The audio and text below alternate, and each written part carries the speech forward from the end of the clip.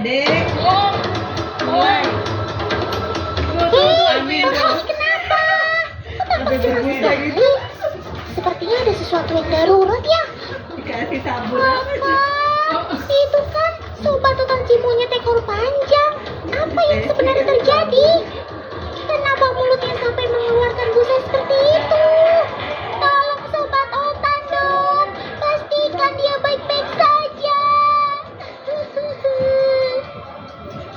Dok, tadi saya menemukan monyet di kebun saya, tiba-tiba pingsan. Baik Pak, saya periksa dulu ya monyetnya. Tolong sobat otan ini dok. Lakukan yang terbaik untuk keselamatannya. Kalau dilihat dari kondisinya, sepertinya monyet ini keracunan makanan ya teman. Tuh, lihat aja. Busa yang keluar dari mulutnya cukup banyak. Yang kuat kamu ya sob.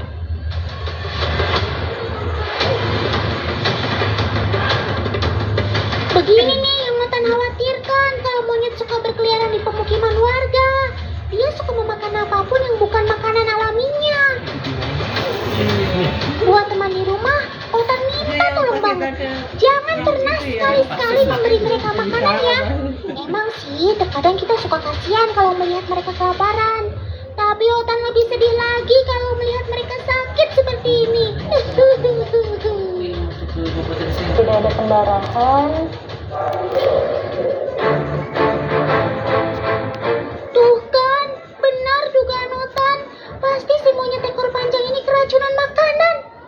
Kamu makan apa sih sampai bisa begini, Sob? Tapi beruntung tidak ada pendarahan di tubuhnya. Suhunya juga masih normal tuh. Kamu yang kuat ya, Sob. Dokter sedang melakukan yang terbaik untuk keselamatanmu.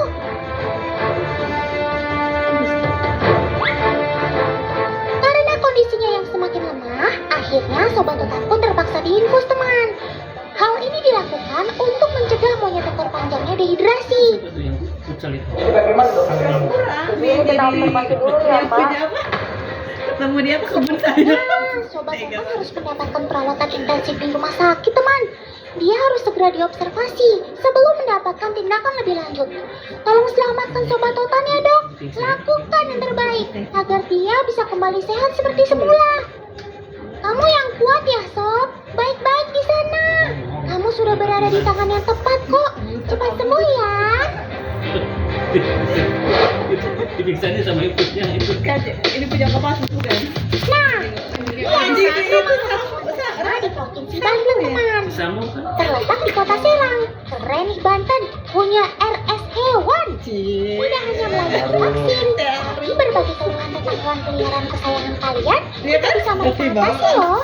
Di sini juga terdapat laboratorium hingga pelayanan USG khusus hewan. Jadi bisa dibilang lumayan lengkap ya fasilitasnya. Rumah sakit yang baru saja diresmikan pada akhir tahun 2023 kemarin ini sifatnya sebagai rujukan dari puskeswan yang ada di Provinsi Banten. Saat ini sudah ada 15 puskeswan yang tersebar di Provinsi Banten dengan jumlah dokter ahli mencapai 50 dokter. Data ini menunjukkan kalau kebutuhan akan dokter hewan di Provinsi Banten semakin naik tiap tahunnya. Tidak hanya melayani hewan peliharaan seperti kucing dan anjing, rumah sakit hewan ini juga menerapkan aktif servis untuk para peternak yang ingin melakukan pengecekan dan pengobatan hewan ternaknya. Mantap kan teman? Dan Otan sih masih nunggu, siapa tahu bisa diadain program BPJS Kesehatan khusus hewan di Indonesia. Karena hewan juga butuh jaminan kesehatan loh. Untuk di rumah sakitnya sendiri, terdapat 6 dokter ahli hewan, 1 apoteker, dan 6 orang paramedik. Mereka saling bergantian bertugas baik di dalam maupun di luar rumah sakit. Salah satunya ya dokter Dila ini teman, dokter yang tadi menangani si monyet ekor panjang itu loh. Nah kebetulan kali ini dokter Dila sedang ada panggilan untuk melakukan pengecekan kesehatan di salah satu kebun binatang di Kota Serang, Banten. Katanya sih ada beberapa hewan yang sakit dan butuh dicek kondisi kesehatannya sama dokter Dila.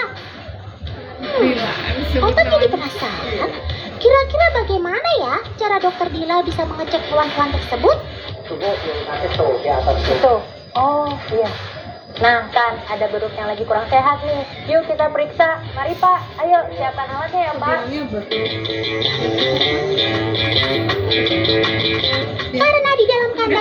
beberapa beruk, Paman akan mencoba untuk membiusnya terlebih dahulu menggunakan tulup ini, teman.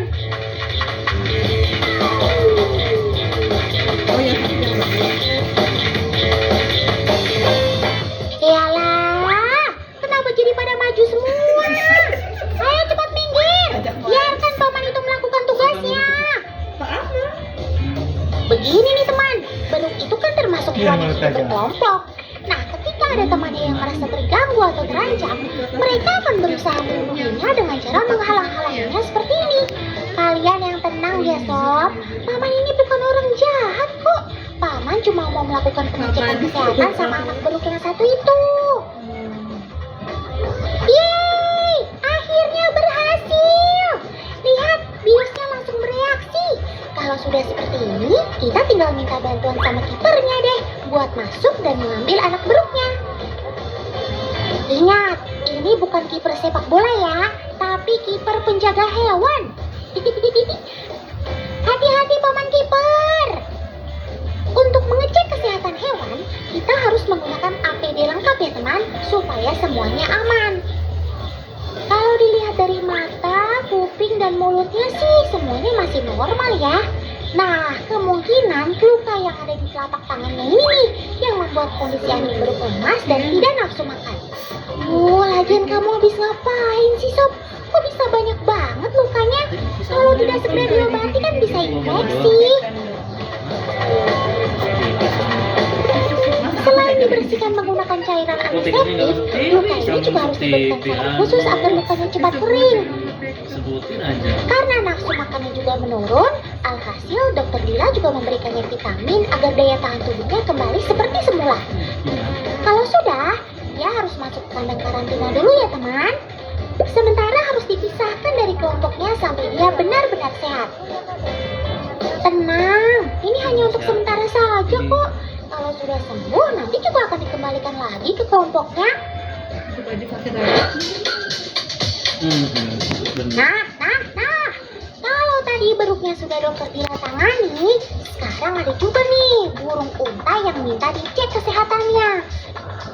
Selain mengalami kerontokan dulu dalam beberapa hari belakangan, si burung unta ini juga terlihat tidak seaktif biasanya tuh. Padahal setahu Otan, burung unta itu hewan yang aktif bergerak dan bisa menghabiskan lebih dari 7 jam sehari hanya untuk bergerak maupun lari. Jadi kalau mereka mengalami perubahan tingkah laku, pastinya ada yang tidak beres nih sob. Ayo Paman, cepat tutup mata burung unta itu ya, supaya dia tidak agresif. Ada tulisannya ya di bajunya. Ya, meskipun dia sudah kenal dengan sang kiper, tapi menutup mata burung unta bukanlah hal yang mudah ya. Cuma lebih Tuh, tinggi. lihat aja, burung untanya jadi kabur-kaburan ke sana kemari. Dia merasa tidak nyaman dengan penutup kepala itu. Ayo sob, ini demi kesembuhanmu loh. Kepada burung unta yang terhormat, dimohon kerjasamanya dengan baik, karena ini demi kebaikan dirimu sendiri. Terima kasih. Nah, akhirnya Paman kiper berhasil menutup mata si burung unta. Kalau sudah seperti ini, baru deh dokter Dila dan tim bisa langsung cek kesehatannya. Semangat dok, tetap hati-hati ya.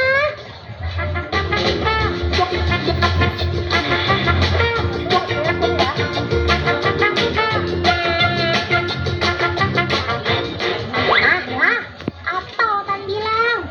Meskipun sudah ditutup kepalanya, tetap saja burung unta tahu kalau ada orang lain yang tidak ia kenal di sekitarnya.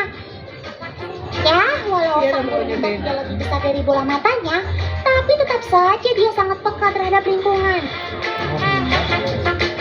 Setelah dicek oleh dokter Dila, kemungkinan bulu yang rontok ini disebabkan oleh perubahan cuaca yang ekstrim teman. Tidak hanya itu, di bagian lehernya juga terdapat luka goresan yang kemungkinan membuat dia jadi tidak nyaman tuh. Wah, ini pasti gara-gara kamu tidak bisa diam selama di kandang ya sob. Jadinya leher kamu bisa terluka seperti itu deh. Lehernya panjang. Agar lukanya tidak infeksi, dokter Dila dan tim akhirnya menyemprotkan cairan khusus ke bagian lehernya. Tindakan ini merupakan penanganan awal sambil nantinya akan dilanjutkan observasi lebih lanjut. Otan titip, kamu jangan pecicilan dulu ya sob. Istirahat dulu supaya kamu bisa lekas sehat dan bisa aktif kembali seperti biasanya.